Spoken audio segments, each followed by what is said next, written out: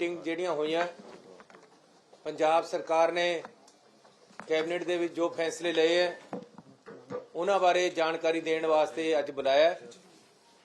सो एक ਤਾਂ कोई भी ਜ਼ਿਮੀਂਦਾਰ ਜਾਂ ਜ਼ਮੀਨ ਜਿਹਦੀ ਵੀ ਹੈਗੀ ਹੈ ਉਹ ਪੰਜਾਬ ਦੇ ਵਿੱਚ ਅੱਗੇ ਸਾਡੀ ਸਰਕਾਰ ਆ ਜਿਹੜੀ ਹੁਣ ਮੌਜੂਦਾ ਇਸ ਦੇ ਆਉਣ ਤੋਂ ਪਹਿਲਾਂ ਜੇ कोई मिट्टी ਚੱਕਦਾ ਸੀ ਤਾਂ ਰਾਇਲਟੀ लगती सी, ਰਾਇਲਟੀ वाले आ ਜਾਂਦੇ ਸੀ।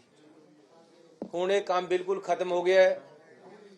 कैबिनेट ਦੇ ਵਿੱਚ भी ਅਸੀਂ पास कर दिता है 3 फुट तक कोई भी अपनी मिट्टी फ्री ऑफ कॉस्ट चला ਚੱਕ सकता, किसी मंजूरी की लोड़ नहीं, कोई रायल्टी नहीं लगनी, कोई माइनिंग पॉलिसी नहीं लगनी। उन्होंने पर माइनिंग पॉलिसी खत्म कर दी है। इस तो इलावा ਜਿਹੜੇ ਭੱਠੇ वाले है ਉਹ ਜਿਹੜੀ ਜ਼ਮੀਨ ਵਿੱਚੋਂ ਇੱਟਾਂ ਬਣਾਉਂਦੇ ਹੈ ਉਹਦੇ पर टैक्स लगता सी, माइनिंग की पॉलिसी लगती सी।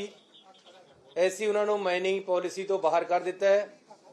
भट्ठे वालिਆਂ ਨੂੰ कोई रॉयल्टी नहीं लगेगी, कोई जाके तंग नहीं करेगा। अपनी ਇੱਟਾਂ ਬਣਾਉਣ वास्ते ਜ਼ਿਮੀਂਦਾਰ तो मिट्टी खरीद के ਜ਼ਿਮੀਂਦਾਰ ਦੇ पैसे दे के वो 3 फुट तक जब मर्जी चक सकते, किसी ਨੂੰ कोई रोक नहीं है। ਤੇ ਅੱਜ ਵੀ ਭੱਠੇ ਵਾਲਿਆਂ ਨੇ ਮੇਰਾ ਆ ਕੇ ਇੱਕ ਪ੍ਰੋਗਰਾਮ ਦੇ ਵਿੱਚ ਧੰਨਵਾਦ ਕੀਤਾ ਹੈ, ਮੈਨੂੰ ਸਨਮਾਨ ਵੀ ਕੀਤਾ ਹੈ ਕਿ ਪੰਜਾਬ ਭੱਠੇ ਇਹਦੇ ਨਾਲ ਇੱਟਾਂ ਵੀ ਸਸਤੀਆਂ ਹੋਣਗੀਆਂ, ਰਾਇਲਟੀ ਖਤਮ ਹੋ ਗਈ ਹੈ, ਉਹਨਾਂ ਨੂੰ ਕੋਈ ਤੰਗ ਨਹੀਂ ਕਰੇਗਾ। ਅਗਲਾ ਸਾਡਾ ਜਿਹੜਾ ਫੈਸਲਾ ਸਫਾਈ ਸੇਵਕ ਤੇ ਸੀਵਰਮੈਨ ਤੇ ਕੰਟਰੈਕਟ ਤੇ ਲੱਗੇ ਨਗਰ ਨਿਗਮਾਂ ਤੇ ਮਿਊਨਿਸਪਲ ਕਮੇਟੀਆਂ ਦੇ ਕਰਮਚਾਰੀ ਉਹਨਾਂ ਨੂੰ ਸਰਕਾਰ ਨੇ ਰੈਗੂਲਰ ਕਰਨ ਦਾ ਫੈਸਲਾ ਕੀਤਾ ਹੈ। ਜਿਹੜੇ ਕੰਟਰੈਕਟ ਬੇਸ ਤੇ ਲੱਗੇ ਹੋਏ ਆ ਉਹਨਾਂ 'ਚ 10 ਸਾਲ ਵਾਲੀ ਸ਼ਰਤ ਨਹੀਂ ਹੋਏਗੀ। ਉਹਨਾਂ ਨੂੰ ਪਿਛਲੀ ਕੈਪਟਨ ਸਾਹਿਬ ਦੀ ਸਰਕਾਰ ਵੇਲੇ ਫੈਸਲਾ ਹੋਇਆ ਸੀ, ਉਹਨਾਂ ਨੇ ਲਾਗੂ ਨਹੀਂ ਸੀ ਕੀਤਾ। ਅਸੀਂ ਉਸ ਫੈਸਲੇ ਨੂੰ ਲਾਗੂ ਕਰ ਰਹੇ ਹਾਂ।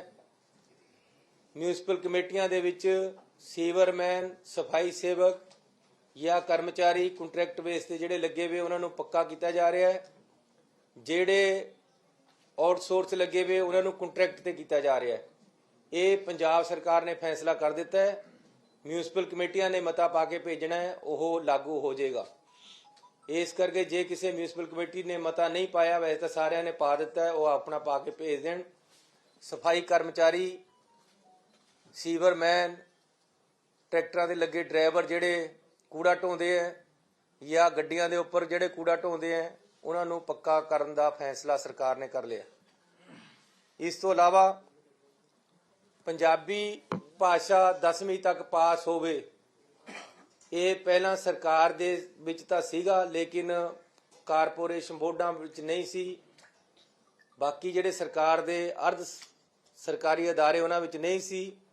ਉਹਨਾਂ ਵਿੱਚ ਵੀ ਸਰਕਾਰ ਨੇ ਫੈਸਲਾ ਲੈ ਲਿਆ ਕਿ ਕਿਸੇ ਨੇ ਨੌਕਰੀ ਲੱਗਣਾ ਹੈ ਤਾਂ 10ਵੀਂ ਤੱਕ ਪੰਜਾਬੀ ਪਹਿਲਾਂ ਪਾਸ ਹੋਣੀ ਚਾਹੀਦੀ ਤਾਂ ਉਹਨੂੰ ਨੌਕਰੀ ਮਿਲੇਗੀ।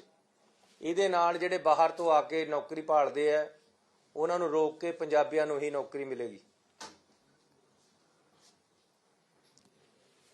ਪਾਣੀ ਦੇ ਏਰੀਆ ਪਿੰਡਾਂ ਦੇ ਵਿੱਚ ਤੇ ਸ਼ਹਿਰਾਂ ਦੇ ਵਿੱਚ ਨੋਟੀਫਿਕੇਸ਼ਨ ਹੋ ਗਈ ਸੀ। ਪਿੰਡਾਂ ਦੇ ਵਿੱਚ ਕਨਫਿਊਜ਼ਨ ਸੀਗੀ, ਅਸੀਂ ਕਲੀਅਰ ਕਰ ਦਿੱਤਾ ਹੈ ਕੈਬਨਿਟ ਦੇ ਵਿੱਚ ਕਿ ਪੁਰਾਣੇ ਬਕਾਏ ਪਾਣੀ ਦੇ ਜਿਹੜੇ ਪਿੰਡਾਂ ਦੇ ਵਿੱਚ ਖੜੇ ਸੀ ਉਹਨਾਂ ਨੂੰ ਪੰਜਾਬ ਸਰਕਾਰ ਨੇ ਮਾਫ ਕਰ ਦਿੱਤਾ ਹੈ। ਪੁਰਾਣੇ ਬਕਾਏ ਦੇਣ ਦੀ ਲੋੜ ਨਹੀਂ। ਅੱਗੇ ਨੂੰ 50 ਰੁਪਏ ਫਲੈਟ ਰੇਟ ਤੇ ਬਿੱਲ ਆਏਗਾ ਪਿੰਡਾਂ ਦੇ ਵਿੱਚ ਤੇ ਸ਼ਹਿਰਾਂ ਦੇ ਵਿੱਚ। ਪਹਿਲਾਂ ਪਿੰਡਾਂ ਦੇ ਵਿੱਚ 160 ਰੁਪਇਆ ਸੀ, ਸ਼ਹਿਰਾਂ ਦੇ ਵਿੱਚ 105 ਰੁਪਏ ਤੋਂ ਲੈ ਕੇ 250 ਰੁਪਏ ਤੱਕ ਪਾਣੀ ਦਾ ਬਿੱਲ ਸੀ। ਹੁਣ ਪਿੰਡਾਂ ਤੇ ਸ਼ਹਿਰਾਂ ਦਾ ਫਲੈਟ ਰੇਟ 50 ਰੁਪਏ ਬਿੱਲ ਆਏਗਾ, ਪੁਰਾਣੇ ਬਕਾਏ ਮਾਫ ਹੈ। ਜਿਹੜੀ ਨਰਮੇ ਦੀ ਫਸਲ ਦਾ ਨੁਕਸਾਨ ਹੋਇਆ ਉਹਦਾ ਪੰਜਾਬ ਸਰਕਾਰ ਨੇ 12,000 ਰੁਪਇਆ ਮੁਆਵਜ਼ਾ ਭੇਜਿਆ ਹੈ। ਕਿਸਾਨਾਂ ਦਾ ਐਜੀਟੇਸ਼ਨ ਚੱਲ ਰਿਹਾ ਸੀ। ਉਗਰਾਹਾਂ ਗਰੁੱਪ ਤੇ ਦੂਸਰੇ ਕਿਸਾਨ ਸਾਡੇ ਨਾਲ ਆਏ ਸੀ ਮਿਲਣ। ਅਸੀਂ ਫੈਸਲਾ ਕੀਤਾ ਸੀ ਉਹਨਾਂ ਦੇ ਨਾਲ ਕਿ ਅਸੀਂ 17,000 ਰੁਪਇਆ ਜਿਹੜਾ ਮੁਆਵਜ਼ਾ ਕਰ ਦਾਂਗੇ। ਕੈਬਨਿਟ ਨੇ ਕਲੀਅਰ ਕਰ ਦਿੱਤਾ ਹੈ। 12,000 ਡੀਸੀਆਂ ਕੋਲ ਚਲੇ ਗਿਆ। 5-5 ਹਜ਼ਾਰ ਅਸੀਂ ਹੋਰ ਭੇਜਾਂਗੇ। ਕੈਬਨਿਟ ਦਾ ਫੈਸਲਾ ਹੋ ਗਿਆ। नरमे का मुआवजा जिहड़ा वो 17,000 रुपया प्रति एकड़ मिलेगा, जिन्हां दी फसल 75% तो उपर खराबा होया है।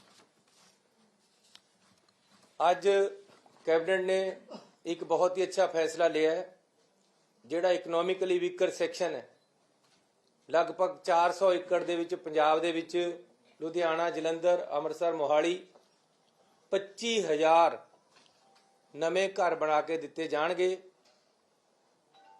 बहुत ही उहदे विच जमीन की कीमत जिन्हों मकान देना वो तो नहीं लेनी है, सरकार ने सिर्फ जिहड़ी उपर कंस्ट्रक्शन होनी है उहदी कीमत है जिहड़ी वो लेनी है, लेकिन वो भी बैंक के नाल कंट्रैक्ट कर लिया है।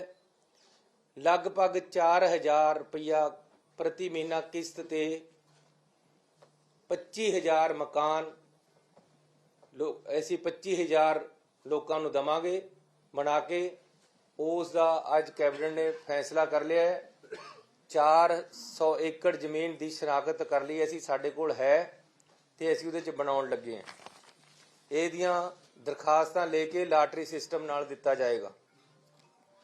28 नवे अदारे हैल्थ इंस्टीट्यूशन नूं अपग्रेड कीता है ते उहदे वास्ते 775 नवीआं असामियां दी रचना करन दा प्रस्ताव अज कैबिनेट ने सरकार ने पास कर दिता है ते 28 नवे अदारियां नूं असीं अपग्रेड कर रहे हैं, जिहदे विच बहुत सारे हुण लिस्ट मेरे कोल हैगी है, जे चाहो तो बोल भी दिना है।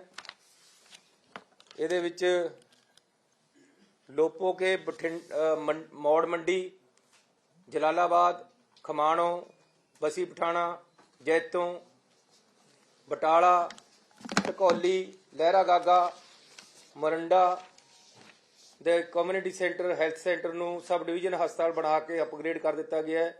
प्राइमरी हैल्थ सेंटर धर्मकोट नूं अपग्रेड किया गया है।